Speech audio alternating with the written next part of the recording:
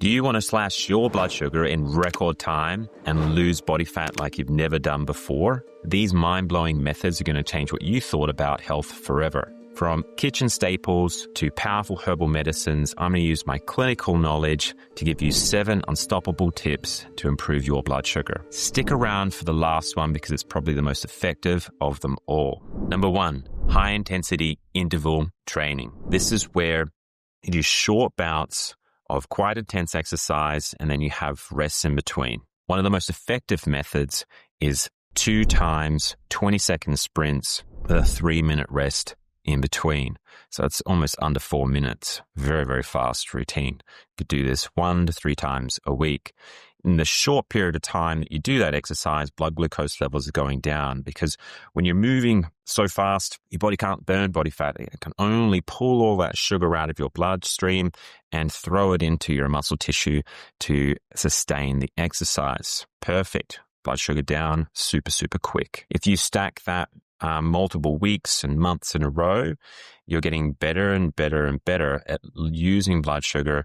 Hence, we use this for a treatment for diabetes. Number 2, apple cider vinegar. Apple cider vinegar has acetic acid in it. And what that does when you consume it with a meal is essentially slow down the absorption of the sugars coming out of your food. So let's say if I pick on a potato that you've eaten, you're essentially digesting that, but absorbing it slower if you had apple cider vinegar with the meal with the potato. Very useful trick, also helpful for digestive processes. Number 3 is berberine. Berberine is a product that we find in a multitude of different herbal medicines. If you dose it 500 milligrams morning and night, generally with meal, so let's say your first meal and your last meal, what it helps you do is it enhances your body's ability to use blood sugars. And it does that via increasing your insulin sensitivity. So the hormone insulin that lowers blood glucose is working better. It's almost like you can read the hormone in your cells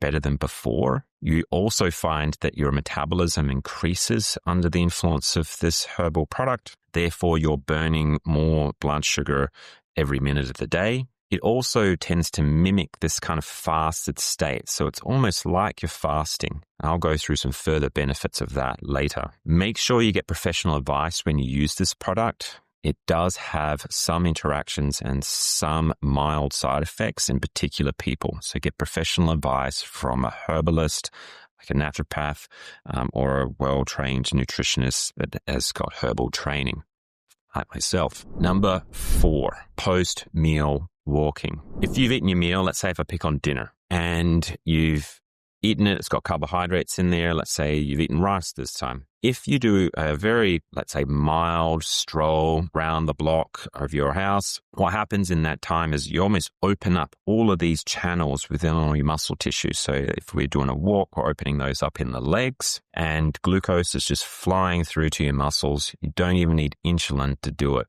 Very, very effective way to bring your blood glucose levels down post the meal that you ate just prior. Number 5, magnesium.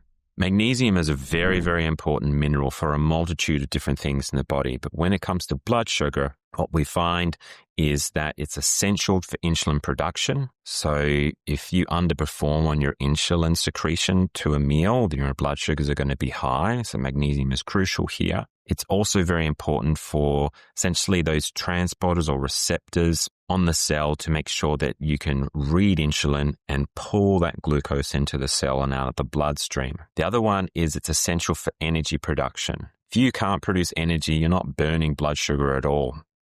You're just got a really low metabolism and you're more likely to be gaining body fat, which has a whole multitude of problems when we come to blood sugar. Number 6, sodium. Now, sodium is an important electrolyte, and it's more of a practical reason on why I'm suggesting this as a tip to lower blood sugar, because it doesn't directly lower blood sugar in an appreciable way. But if you're low on sodium, as well as dehydrated because of the lack of water intake, along with the low sodium, most of my patients, they start to reach for sugary treats, and they're the ones that increase your blood sugar. So if you've got adequate sodium and along with that adequate water intake, you're well hydrated, you're less likely to be reaching for sugary treats. Therefore, blood sugar is reduced. Now, number 7, This is the most powerful tip that I'm going to be giving you today.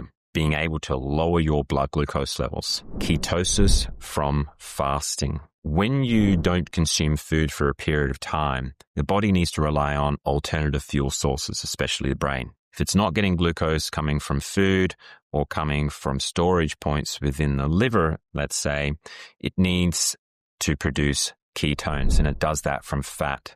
So imagine fat is going into processing into the liver and out spews all these ketones.